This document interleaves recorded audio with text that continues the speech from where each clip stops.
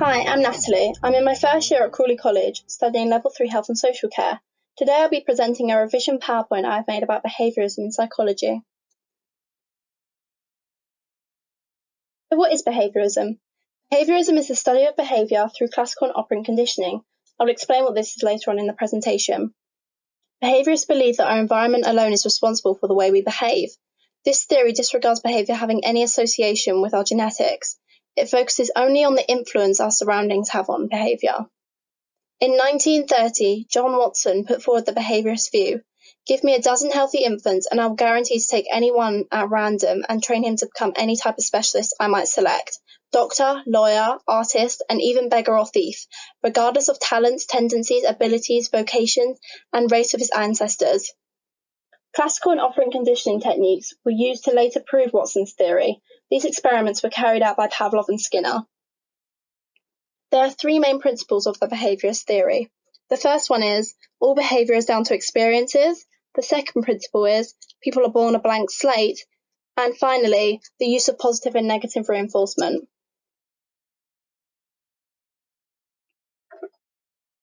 So what is classical conditioning? Classical conditioning is a response to an unrelated event, the association of an involuntary response with a stimulus. This is unconscious. I've written an example here of classical conditioning. The cat purrs and jumps on their owner's lap when it hears fireworks. The stimulus is the fireworks, and the involuntary response is the cat purring and jumping. A reaction to the fireworks. This is Pavlov. Pavlov was a Russian psychologist who was well known for his study of classical conditioning, known as Pavlov's dogs. Here are some other facts about him as well.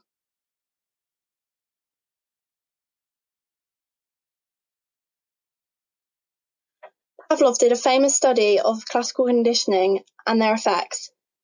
Pavlov studied the salivation of dogs. He noticed that dogs would dribble when they expected food to arrive.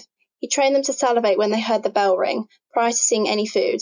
Pavlov sometimes rung the bell without producing food and still found the dogs salivated because they had been conditioned to associate the bell with food. This proved that an animal or person can be taught to have a physical response to a neutral object. His original study involved dogs' saliva in relation to their digestion, but during his research he observed that when he came into the room the dogs would produce saliva up with an expectation of food, even if he had none. Pavlov then created various experiments following this, using different sounds to condition dogs to salivate with the expectation of food arriving. Here are some pictures of what classical conditioning looks like.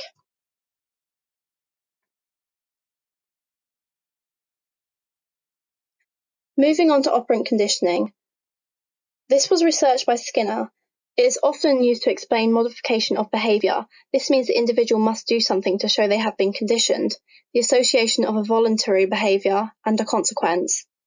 Here is an example of operant conditioning. The cat purrs because it wants to be stroked. Voluntary behaviour is the cat purring. The consequence of this is that it is stroked.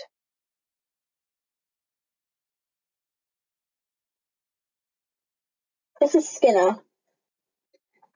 He was an American psychologist, as well as an author, inventor, behaviourist, and a social philosopher.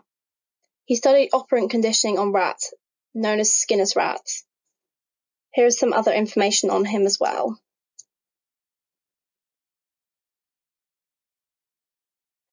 Operant conditioning focuses on rewarding good behaviour to strengthen and punishing bad behaviour to weaken. This is called reinforcement. Strengthened behaviour is repeated and weakened behaviour is extinguished. Skinner used the Skinner box to condition the behaviour of animals, specifically rats and pigeons. Positive reinforcement and negative reinforcement are used to train animals in the Skinner box. They are rewarded for correct behaviour, positive reinforcement, and punished for incorrect behaviour, negative reinforcement. To receive food, their reward, the rat must press the lever which dispenses food. This is positive reinforcement. To turn off the electrocuted floor, this is the removal of an unpleasant thing, the rat must push the lever. This is negative reinforcement. The animals are rewarded and punished in the Skinner box when they display certain behaviours. Skinner also introduced positive punishment and negative punishment.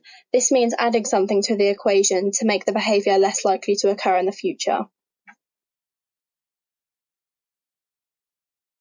Here are some pictures of operant conditioning. And that concludes my presentation on behaviourism. Thank you for watching.